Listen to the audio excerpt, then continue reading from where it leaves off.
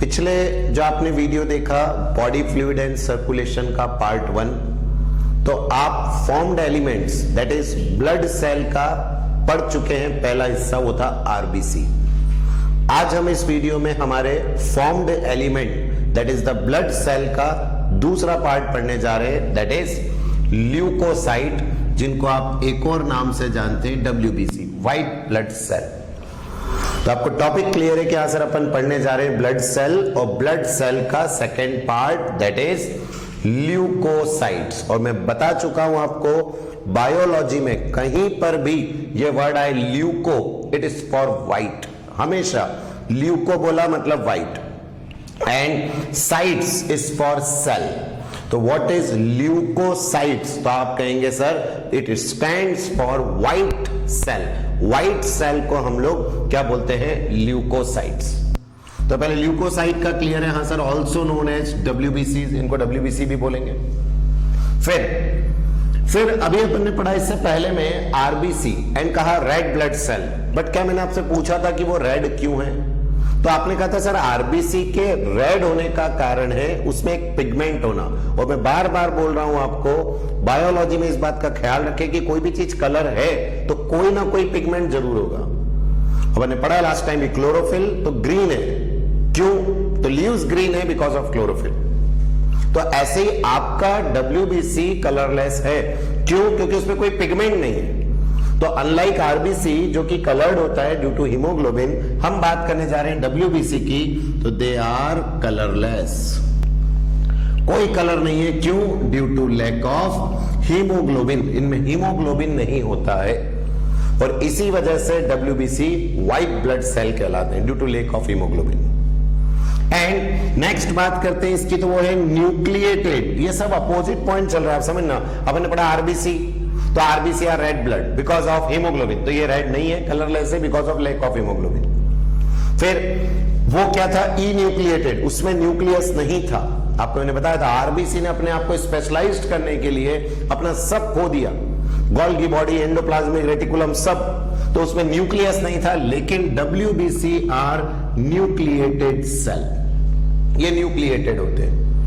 फिर relatively laser इन number, ये बहुत कम होते हैं, बहुत कम। अपन ने जब आरबीसी की बात करी थी तो मिलियंस में लिखे थे, 5 से 5.5, 5 to 5.5 मिलियन। जबकि हम जब डब्ल्यूबीसी की बात कर रहे हैं तो they are very less in number, which average 6,000 to 8,000 only. 6,000 से 8,000 per millimetre cube of blood, only 6,000 to 8,000 per millimetre cube of blood, that is the number of WBC. तो बोलो डब्ल्यूबीसी का नंबर कम है, बहुत कम as compare to RBC. RBC is the most abundant, और ये उतना ही कम है।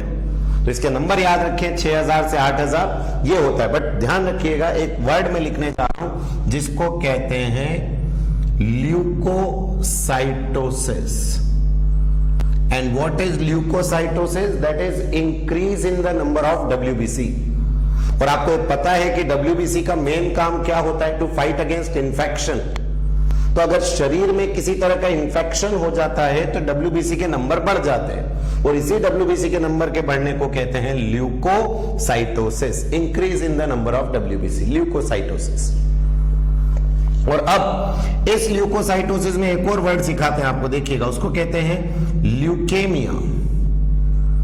एंड ल्यूकेमिया में देखो, ल्यूकोसाइटोसिस में नंबर बढ़ेंगे डब्ल्यूबीसी के, बट 15,000 20,000 इतने। लेकिन ये जो मैंने दिखा दूसरा ल्यूकेमिया, इसका मतलब होता है ब्लड कैंसर। और इसमें जब डब्ल्यूबीसी के नंबर के बढ़ने की बारी आएगी तो वो नंबर होंगे लाखों में, 2 लाख 3 लाख, इतने नंबर्स बढ़ जाते हैं। इसी को ब्लड कैंसर बोलते हैं। तो what is leukaemia? Increase in WBC, but बहुत ज्यादा, लाखों में। और ये सिर्फ इंक्रीज, ज्यादा नहीं, जो इन्फेक्शन हो जाता है उसमें बढ़ जाता है। और अगर डब्ल्यूबीसी कम हो गया तो नाम है ल्यूकोपीनिया। तो ये फिक्स वर्ड है, जब कभी भी साइटोसिस आता है इट इज फॉर इंक्रीज, और जब भी पीनिया आता है इट इज फॉर डिक्रीज। तो डब्ल्यूबीसी कम हो तो पीनिया बोलेंगे, बढ़ेंगे तो ल्यूकोसाइटोसिस बोलेंगे, और ब्लड कैंसर का नाम होगा ल्यूकेमिया। तो बताओ, पहले तीनों क्लियर है, नंबर समझ में आ गया। और नॉर्मली जो अभी हम सब लोग हैं, हमारे अंदर डब्ल्यूबीसी के नंबर कितने होंगे? 6000 से 8000 पर millimetre cube of blood. And इनकी लाइफ बहुत कम होती है। जहां हमने आरबीसी पढ़ा था, आरबीसी की लिखी थी 120 दिन, ये 2-4 दिन, 5 दिन, 10 दिन तो मैक्सिमम ये मरीज आते हैं। तो इनकी लाइफ बहुत कम होती है as compare to RBC, number बहुत कम है as compare to RBC. RBC में न्यूक्लियस नहीं होता, इनमें न्यूक्लियस है। आरबीसी रेड है बिकॉज ऑफ हीमोग्लोबिन, ये कलरलेस है, व्हाइट है because of lack of haemoglobin. Then अब आपने पिछले क्लासिफिकेशन में पढ़ लिया था, 2 मेन कैटेगरीज होती हैं डब्ल्यूबीसी की। एक है ग्रेनुलोसाइट्स, जिसमें अगर ये सेल है डब्ल्यूबीसी तो इसमें आपको ऐसे ऐसे दाने मिलेंगे। अभी मैं आपको पिक्चर्स भी बताऊंगा, दाने मिलेंगे। एक ग्रेनुलोसाइट्स में कोई दाने नहीं मिलेंगे, प्लेन रहेगा ये। वो दाने को ही हम बोलते हैं ग्रेन्यूल्स। तो वो सेल जिसमें दाने दाने नजर आए, ग्रेन्यूल्स दिखे तो ग्रेनुलोसाइट्स, जिसमें ना दिखे वो एक ग्रेनुलोसाइट्स। और फिर ग्रेनुलोसाइट्स में 3 है, न्यूट्रोफिल, इओसिनोफिल, बेसोफिल। पढ़ा है क्लासिफिकेशन में। और एक ग्रेनुलोसाइट्स में 2, लिम्फोसाइट्स और मोनोसाइट्स। तो अभी हम इन सबको डिटेल में देखते हैं एक एक करके। पहले क्लासिफिकेशन क्लियर है, जनरल इंट्रोडक्शन, इंक्रीज डिक्रीज, ये सारी चीजें आपको डब्ल्यूबीसी में समझ में आती है। और एक बात हमेशा याद रखना, डब्ल्यूबीसी का मेन फंक्शन क्या होता है? To fight against infection. तो यही एक सेल है, सुनना, यही एक सेल है जो आराम से ब्लड कैपिलरीज में से बाहर आ जाता है।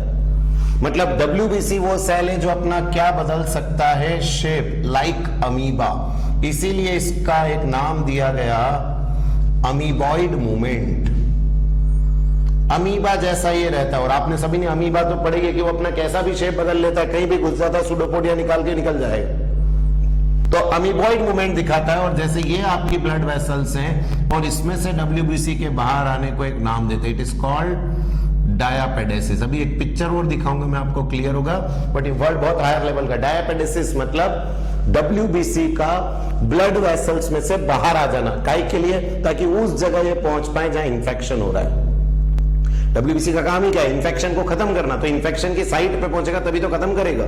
और उसके लिए उसको काहे से बाहर आना पड़ेगा? ब्लड वेसल्स से। तो ब्लड वेसल्स से डब्ल्यूबीसी का बाहर आना इज द डायापेडेसिस। क्योंकि ये कौन सा मूवमेंट दिखाता है? अमीबॉइड, अमीबा जैसा, इसलिए अमीबॉइड मूवमेंट इसको हम बोलते हैं। तो इतना सब कुछ पहले इंट्रोडक्शन में डब्ल्यूबीसी में क्लियर है। अब हम इन सेल्स को, जो ये सारे सेल्स हैं, इनको एक एक करके डिटेल में पढ़ते हैं। सबसे पहला, फर्स्ट इज न्यूट्रोफिल।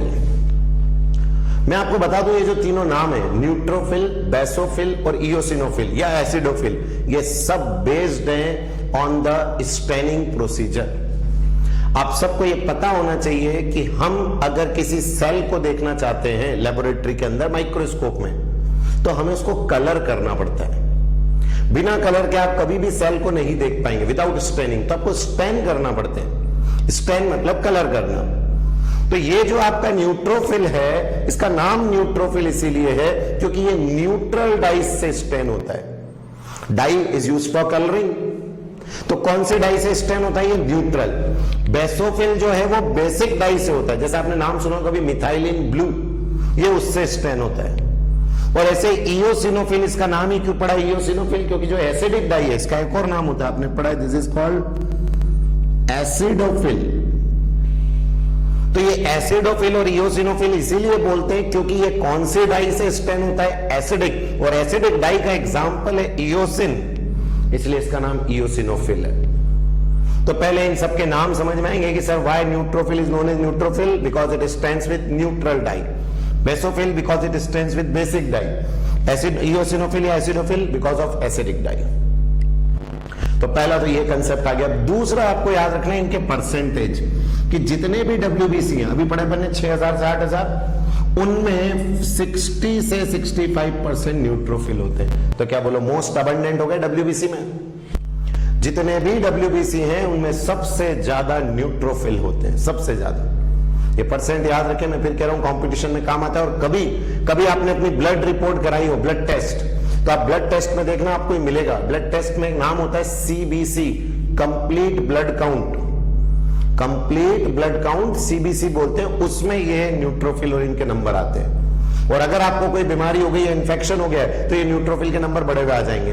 तो वो परसेंटेज ही तो देते हैं आपकी रिपोर्ट में कि ये कितना है। तो कितना हुआ ये 60 से 65% नॉर्मली हमारे शरीर में होता है। इट इज स्टैंड बाय, वो तो कौन सी डाई से, न्यूट्रल डाई से ये स्टैंड होता है। मैंने अभी बता दिया इनके नाम ही इस पे बेस्ड है। फिर दे आर, ये सबसे इंपॉर्टेंट, फेगोसाइटिक सेल है ये, और आप सबको पता होना चाहिए फेगोसाइटोसिस का मतलब होता है जहां कहीं भी इंफेक्शन है वहां डब्ल्यूबीसी जाता है और उसको खा जाता है। नहीं पढ़ा फेगोसाइट, एक पढ़ा था पिनोसाइट, पीना, एक फेगोसाइट खाना। तो जब भी सेल किसी सॉलिड चीज को खाता है तो हम उसको फेगोसाइटिक बोलते हैं, और अगर लिक्विड चीज को लेता है तो उसको पिनोसाइटिक बोलते हैं। तो ये जो सेल है हमारे neutrophil, they are phagocytic cell, मतलब जहां कहीं भी इंफेक्शन होंगे वहां पहुंच जाएंगे और वहां जाके बैक्टीरिया जो भी XYZ चीजें बेकार इंफेक्शन उसको खा लेते हैं। इसीलिए इनको कहते हैं phagocytic cell which destroy foreign organism entering the body. तो जो भी आपके शरीर में फॉरेन बॉडी घुसी है, जो आपका कीटाणु है, कुछ भी XYZ, उसको मारने का काम करता है बाय इट्स फेगोसाइटिक नेचर। तो याद रखें आपकी इंपॉर्टेंट डिफेंस मैकेनिज्म है आपके शरीर का। जब कभी भी इंफेक्शन होगा सबसे पहले न्यूट्रोफिल वहां पहुंचता है, सबसे पहले। एंड अब बात आती है इसके न्यूक्लियस की, ये भी बहुत इंपॉर्टेंट है कंपटीशन में, मल्टी लोब्ड न्यूक्लियस। अब आप इसको समझे क्या होता है। जैसे ये आपके पास एक सेल, और नॉर्मली हम इसमें न्यूक्लियस ऐसा बना देते हैं गोल, लेकिन जो आपका न्यूट्रोफिल होता है, सपोज ये न्यूट्रोफिल सेल है, तो इसका न्यूक्लियस होता तो एक ही, लेकिन ये ऐसा रहता है, ये इस तरह से, बोलो मल्टी लोब्ड हो गया। लोब 1 2 3 4 5 ऐसे लोब्स इसमें बहुत सारे होते हैं, इसीलिए इसको क्या बोलते हैं, मल्टी लोब्ड न्यूक्लियस। तो इसका तो न्यूक्लियस एक, इसमें मल्टी लोब। तो अपन यहां जो बात करने जा रहे हैं इसमें न्यूट्रोफिल में मल्टी लोब्ड न्यूक्लियस। और अब आप खुद बोलेंगे न्यूट्रोफिलिया, that is increase in neutrophil. कब होगा ये, जब आपके शरीर में कोई इंफेक्शन हो जाएगा। अगर आपके शरीर में कोई इंफेक्शन है तो आपके अंदर न्यूट्रोफिल के नंबर बढ़ जाएंगे। और न्यूट्रोपीनिया का मतलब होता है डिक्रीज, और डिक्रीज कब होंगे, जब आपकी क्या कम हो जाएगी, इम्यूनिटी। इम्यूनिटी जब कम होती है तो न्यूट्रोफिल के नंबर डाउन होने लग जाते हैं। तो अगर किसी के अंदर न्यूट्रोफिल का काउंट कम आ रहा है, इसका क्या मतलब हुआ कि उसके बॉडी में ताकत नहीं है कीटाणुओं से लड़ने की, क्योंकि आप देख ही रहे इसका काम ही है कि कोई कीटाणु घुसे उसको मारना। बट अगर इसके नंबर कम है मतलब आपकी बॉडी का इम्यून सिस्टम डाउन है। तो इंक्रीज, डिक्रीज, मल्टीलोब न्यूक्लियस काम क्या है, और आपको क्लियर है इसका नाम न्यूट्रोफिल क्यों है, क्योंकि सर ये काय से स्ट्रैंड होता है, न्यूट्रल डाई से। And how much percent it makes, 60 to 65, most abundant WBC। दूसरा आता है बेसोफिल। तो नाम से क्लियर, पहले तो बेसोफिल कि sir it is stand bye basic dye, ये पॉइंट भी दिया हुआ देखो, स्टैंड बाय बेसिक डाई, और बेसिक डाई में नाम भी लिख देता हूं मैं, विच इज मिथाइलिन ब्लू।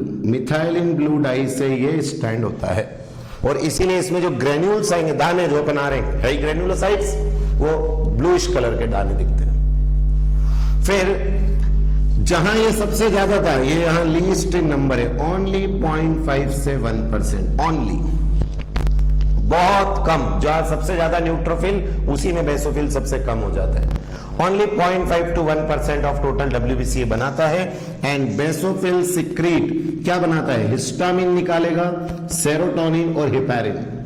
अगर आपने सुना हो तो हिपैरिन तो हमने लीवर में भी पढ़ा था, एंटीकोएगुलेंट, आपके ब्लड में घूमता है हिपैरिन, ताकि आपका ब्लड क्लॉट ना हो। नहीं तो ध्यान रखना, खून जो ब्लड वेसल्स में बह रहा है ना, वो जम जाएगा, उसको नहीं जमने के लिए ये चाहिए। ये हमारे लीवर से निकलता है और बेसोफिल से भी निकल रहा है।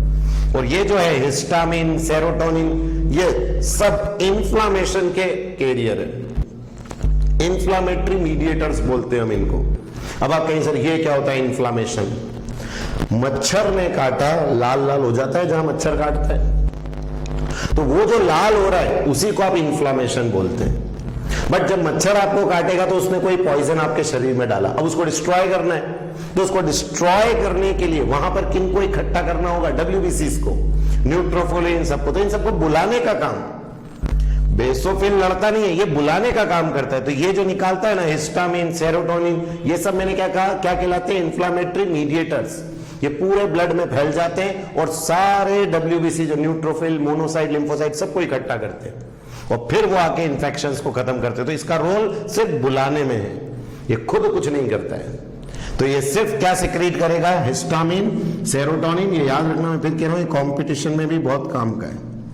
तो बेसोफिल में से हिस्टामिन, सेरोटोनिन, हेपारिन निकलता है एंड आर इन्वॉल्व इन, काय में इन्वॉल्व होते हैं, इन्फ्लामेटरी रिएक्शन। समझ में आ गया? इन्फ्लामेटरी, आपके शरीर में जहां कहीं भी लाल लाल हो जाता है उसको इन्फ्लामेशन बोलते हैं। कई बार आप देखिएगा आपको सर्दी हो जाती है तो नाक पूरी लाल हो गई, गले में इंफेक्शन हो गया तो गला पूरा लाल हो गया, ये सब इन्फ्लामेशन कहलाते हैं। और इसके मीडिएटर्स निकालने का काम बेसोफिल का।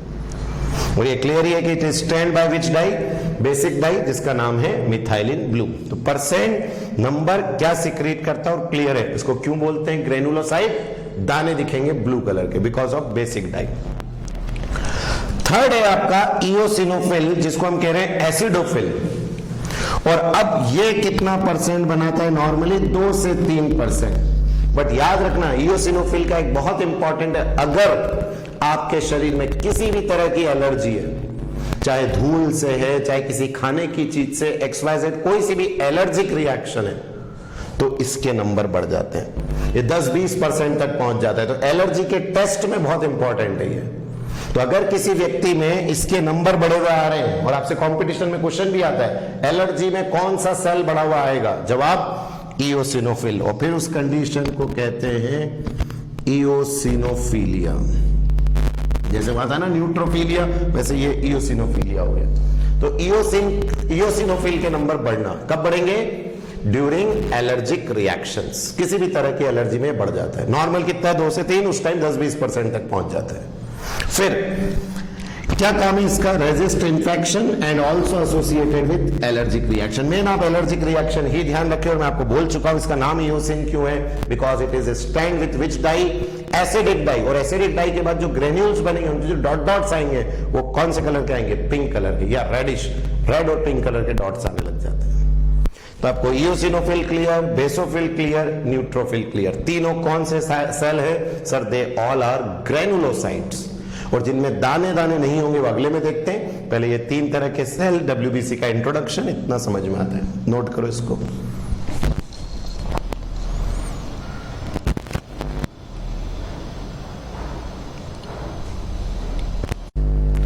नाउ देखिए नेक्स्ट क्या है हमारे पास? ए ग्रेनुलोसाइट्स है ना। ग्रेनुलोसाइट्स तो हो गए आपके, अभी अपन ने पढ़ लिए न्यूट्रोफिल, बेसोफिल, इओसिनोफिल। अब बात करने जा रहे हैं हम काय की ए ग्रेनुलोसाइट्स की। और इस ए ग्रेनुलोसाइट्स में सबसे पहला आता है लिम्फोसाइट। ये नाम आपको क्लियर है ना कि इनको ए ग्रेनुलो क्यों बोलते हैं? क्योंकि इनमें दाने दाने नहीं मिलेंगे। जब इसके स्टेन करते हैं तो उसमें जब किया था न्यूट्रोफिल, एसिडोफिल, तो उसमें डॉट डॉट्स मिले थे। इसमें ऐसे कोई स्टेन नहीं मिलते हैं। और अब जब हम इसमें पहली बात करते हैं तो कौन है हमारे पास? दैट इज लिम्फोसाइट्स हमारे पास। तो व्हाट इज लिम्फोसाइट? तो अपन सबसे पहले इसके परसेंटेज की बात कर ले तो 20 से 25%, सेकेंड मोस्ट अबंडेंट। सबसे पहला तो कौन था? न्यूट्रोफिल, 60 से 65%। अब second most is the lymphocyte, 20 से 25% ऑफ टोटल WBC ये बनाता है, 20 से 25%। देन अब इस लिम्फोसाइट के फिर से 2 टाइप्स हो जाते हैं। अभी तो हमने WBC के पढ़े, granulocytes, agranulocytes. Agranulocytes में लिम्फोसाइट, फिर लिम्फोसाइट के फिर 2, और कौन कौन से? B lymphocyte, T lymphocyte. ये 2 तरह के इसमें आते हैं। अब मैं आपको बता दूं कि इसके नाम बी और टी क्यों पड़े। क्या होता है, ये लिम्फोसाइट बनते तो हैं बोन मैरो में, हमारे शरीर में बोन मैरो में बनते हैं, लेकिन इनका जो लड़ने की ताकत है, जो ये हमारी इम्यूनिटी बनाते हैं, ये ताकत इनको बोन मैरो में नहीं मिलती है। ये मिलती है जब ये कहां पहुंचते हैं? एक ऑर्गन है हमारे शरीर में, उसका नाम है थाइमस। कई बार आपको पढ़ा है ये चेस्ट में, चेस्ट के अंदर यहां एक ग्लैंड है, ये जैसे गले में थायराइड है ना, ऐसे यहां ग्लैंड है चेस्ट में, थाइमस। तो ये लिम्फोसाइट बोन मैरो से निकल के चले जाते हैं थाइमस में, and they change into T lymphocytes. ये टी लिम्फोसाइट्स में चेंज हो जाते हैं। तो lymphocytes that are developed in bone marrow कहां जाएंगे? थाइमस। और थाइमस में ये काय में बदल जाएंगे? टी लिम्फोसाइट्स में बदल जाएंगे, थाइमस के अंदर टी लिम्फोसाइट्स। और अब ये जाके फाइट करते हैं against infection. T lymphocyte fight against infection. And दूसरा जो हमारे पास है वो बोन मेरो से, हमारे शरीर के अंदर तो बोन मेरो में ही स्पेशलाइज्ड होता है, and that is change into B lymphocyte, वो बी लिम्फोसाइट बनाता है। बट मैं आपको बता दूं ये बी नाम बोन मेरो से नहीं आया, ये आया बर्सा ऑफ फैब्रिकस। मैं यहां लिखता हूं इसको क्या बोलते हैं, बर्सा ऑफ फैब्रिकस से आया हुआ है। पहली बार बर्ड के अंदर, एक पक्षी के अंदर इसको ढूंढा गया था उसके बर्सा ऑफ फैब्रिकस में, इसलिए इसका नाम बी लिम्फोसाइट है। बट याद रखें हमारे अंदर ये बर्सा ऑफ फैब्रिकस नहीं होता है, हमारे अंदर ये बोन मेरो में बनके ही बोन मेरो में स्पेशलाइज्ड होता है, उसका नाम बी लिम्फोसाइट। कुछ लिम्फोसाइट बोन मेरो से निकल के कहां चले जाते हैं, थाइमस में, and they change into T lymphocyte. तो पहले आपको नाम क्लियर है कि लिम्फोसाइट को बी और टी कब बोलते हैं। तो lymphocyte mainly responsible for immunity, 20 से 25% है, और दो तरह के क्लियर हो गए।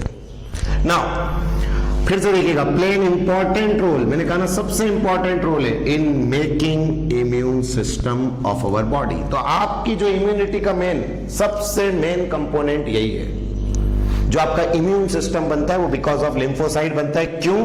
Because lymphocyte are the cell, ये वो सेल है that determine the specificity of the immune response.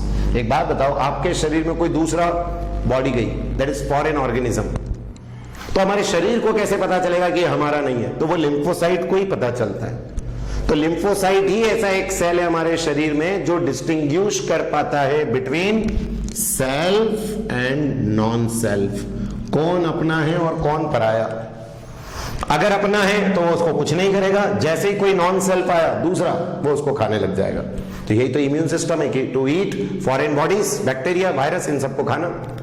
तो लिम्फोसाइट का वर्किंग क्यों है, क्यों ये हमारे इम्यून सिस्टम में सबसे इंपॉर्टेंट रोल प्ले करता है? तो जवाब है because they determine the specificity of the immune response to infectious micro organism and other foreign substances. इस सेल में एबिलिटी होती है कि इसमें ताकत है, ये रिकॉग्नाइज कर लेता है सेल्फ एंड नॉन सेल्फ को। तो ये कंसेप्ट आपको बनना चाहिए यहां से, क्या लिम्फोसाइट का रोल है। फिर they are found in the, अभी ये समझ में आ गया पहले इम्यून सिस्टम। तो कोई भी पूछे main cell responsible for your immunity, तो लिम्फोसाइट्स। मेन कितने टाइप? दो टाइप, टी और बी। व्हाई? तो T because of thymus, thymus is a gland, B because of bursa of Fabricius first time. But now हमारी body में तो वो होता नहीं है, तो हमारी बॉडी के लिए बोन मेरो ही रहेगा। Then they are found in the circulation, सबसे पहले जैसे ये ब्लड बोन मेरो में बना, and are concentrated in central lymphoid organ. Bone marrow में बनता है, ब्लड में आता है, और ब्लड से जाके कहां इकट्ठा हो जाता है? अपने लिम्फॉइड ऑर्गन। अब आप सुनेंगे सर ये लिम्फॉइड ऑर्गन क्या होता है? गले में सुना है टॉन्सिल, टॉन्सिल होता है, एक पढ़ाया था आपको स्प्लीन, ब्लड बैंक, ये सब लिम्फॉइड ऑर्गन कहलाते हैं। और लिम्फॉइड ऑर्गन में ये लिम्फोसाइट्स आके इकट्ठे रहते हैं, और बाय चांस कभी आपके शरीर को ज्यादा लड़ना हो, कीटाणु ज्यादा आ गए, तो ये जो आपने खुद देखा होगा गले के इन्फेक्शन में टॉन्सिल फूल जाता है कि नहीं? तो फूलने का क्या मतलब हो गया कि लिम्फोसाइट की जरूरत बढ़ गई। क्यों? क्योंकि शरीर में इन्फेक्शन हो गया, तो गले में इन्फेक्शन हुआ, तो गले में बहुत ज्यादा क्या चाहिए? लिम्फोसाइट्स, तो उनके नंबर बढ़ने लग जाते हैं, इसीलिए टॉन्सिल फूल जाते हैं। तो कई लोग कहते हैं मेरे को टॉन्सिल हो गए, तो टॉन्सिल तो आपको पहले से ही है, बड़े हो जाते हैं वो। और क्यों बड़े हो गए? बिकॉज ऑफ इन्फेक्शन, लिम्फोसाइट्स के नंबर बढ़ जाते हैं। तो बताओ क्लियर हो रहा है? हाँ sir, they are found in the circulation and are also concentrated in lymphoid organ, जैसे कि टॉन्सिल, जैसे कि स्प्लीन, और इसके अंदर। और इनका जो लाइफ स्पान है वो बहुत कम होता है, ओनली फ्यू वीक्स। तो वैसे ही आप पढ़ रहे, WBC ज्यादा जी नहीं पाते, तो इनका लाइफ स्पान कम है। कहां कंसंट्रेटेड है? इम्यून रिस्पॉन्स दो टाइप, और मेजर हमारी क्या बनाते हैं? इम्यूनिटी। अब आपने कभी तो सुना होगा disease AIDS, HIV AIDS. AIDS में यही लिम्फोसाइट के नंबर डाउन हो जाते हैं। मैं आपको एक और चीज बताता हूं, देखिएगा लिम्फोसाइट के बारे में समझना। ये जो आपके लिम्फोसाइट्स हैं, इन लिम्फोसाइट में आपने कहा सर दो टाइप के होते हैं, कौन कौन सा? एक है आपका बी लिम्फोसाइट, एक है टी लिम्फोसाइट। ठीक, अब जो आपका टी लिम्फोसाइट है, इसके भी कई सारे टाइप हैं। इसका एक टाइप है साइटोटॉक्सिक टी लिम्फोसाइट, एक है हेल्पर टी लिम्फोसाइट, एक है किलर टी लिम्फोसाइट, एक है मेमोरी। ये चार टाइप के टी लिम्फोसाइट्स होते हैं।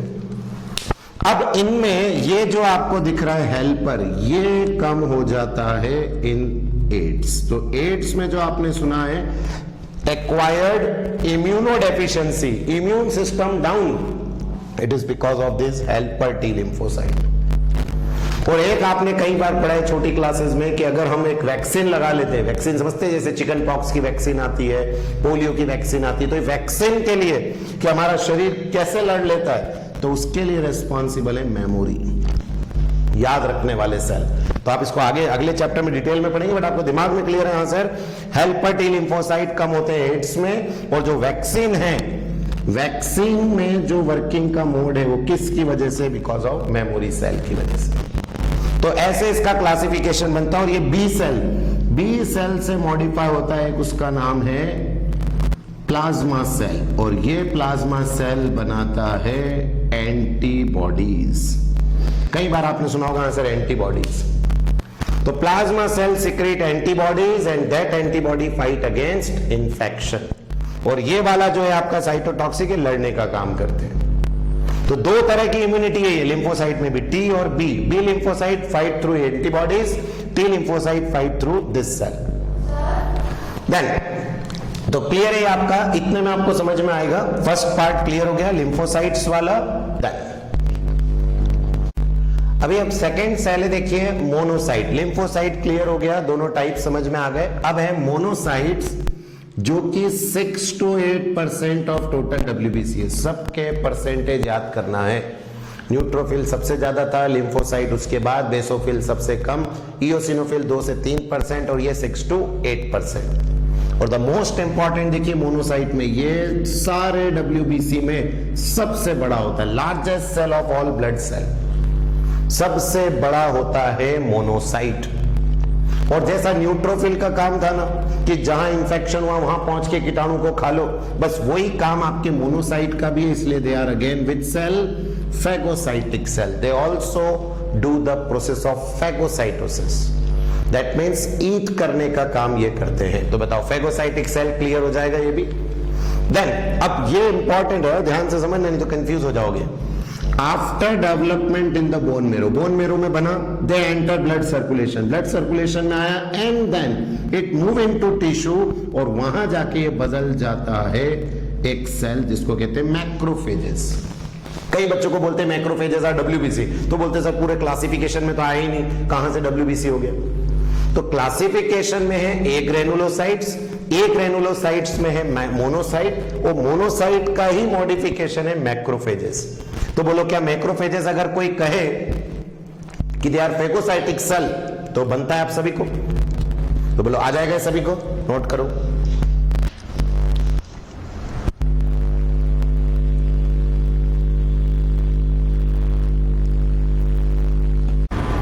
ठीक है, अभी आपने सारे डब्ल्यूबीसी सीखे। मैं आपको पहले सारे ब्लड सेल्स दिखा रहा हूं, ये आपकी एनसीईआरटी बुक का ही डायग्राम है, जिसमें ये रहा आरबीसी, और ये देखिए छोटे छोटे टुकड़े हैं। अभी अपन अगले वीडियो में देखेंगे इसको, platelets. Then eosinophil red colour में आपको दिख रहा है, क्योंकि मैंने कहा था ये इओसिन डाई लेता है विच इज रेड। ये रहा बेसोफिल, देखो ब्लू दिख रहा है क्योंकि ये लेता है मिथाइलिन ब्लू। न्यूट्रोफिल दोनों लेता है, जिसमें देखिए रेड ब्लू दोनों का कॉम्बिनेशन है। ये रहा आपका मोनोसाइट, क्या पढ़ाया था, सबसे बड़ा सेल, डायग्राम में देख लो क्या सबसे बड़ा दिखा रखा है। एंड लिम्फोसाइट्स में दो, एक बी लिम्फोसाइट और एक टी लिम्फोसाइट, थाइमस वाला टी और बोन मेरो वाला बी। तो बताओ पहले सारे ब्लड सेल्स क्लियर हैं आपको। अच्छा इस डायग्राम को देख के बताओ सबसे छोटा सेल कौन सा है, प्लेटलेट्स। तो अभी आगे देख रहे हैं, तो सबसे छोटा ये, सबसे बड़ा मोनोसाइट। अब देखिए इनके थोड़े क्लियर पिक्चर्स जो अभी हम बात कर रहे थे। आरबीसी तो आपको क्लियर है, बाइकॉन्केव इन शेप। अब जरा इन तीन को देखो, बेसोफिल, इओसिनोफिल और न्यूट्रोफिल, डॉट डॉट डॉट आपको नजर आ रहे हैं। यही डॉट्स कहलाते हैं ग्रेन्यूल्स, तभी तो अपन ने इन तीनों को कहा था ग्रेनुलोसाइट्स। और इन दो में देखो डॉट नजर आ रहे हैं क्या, नहीं, ये हो गए ए ग्रेनुलोसाइट्स। तो एक हुआ ग्रेनुलोसाइट्स, एक हो गया ए ग्रेनुलोसाइट्स। और फिर आप न्यूट्रोफिल में अगर नोटिस करेंगे, ये रहा देखो मल्टी लोब्ड न्यूक्लियस, जो मैंने आपसे कहा था एक ही न्यूक्लियस, बस उसके लोब है, देखो ये रहा 1 2 3 लोब्स में ये प्रेजेंट रहता है। और इओसिनोफिल क्योंकि ये इओसिन डाई लेता है तो थोड़ा रेडिश, ये देखो थोड़ा सा ब्लूइश, और ये दोनों है क्योंकि इसमें न्यूट्रल डाई आती है। तो पहले आपको डायग्राम्स क्लियर हो गए, इनमें एक ग्रेनुलोसाइट समझ में आ गया, ये आपको बनता है। देन देखिए सेम पिक्चर, वही आरबीसी, पूरे डायग्राम में देखो सबसे बड़ा आपको मोनोसाइट नजर आ रहा है। और मोनोसाइट में एक बात और याद रख लेना, किडनी शेप्ड न्यूक्लियस। जैसे न्यूट्रोफिल में कहते हैं ना अपन मल्टीलोब, वैसे इसमें कह देते हैं किडनी शेप्ड न्यूक्लियस रहते हैं। तो ये सारे डायग्राम, ये रहे छोटे छोटे प्लेटलेट, देखो सारे डायग्राम में देखो क्या प्लेटलेट छोटे छोटे दिख रहे हैं, दे आर सेल फ्रैगमेंट्स। तो आ जाएगा ये क्लियर डब्ल्यूबीसी में।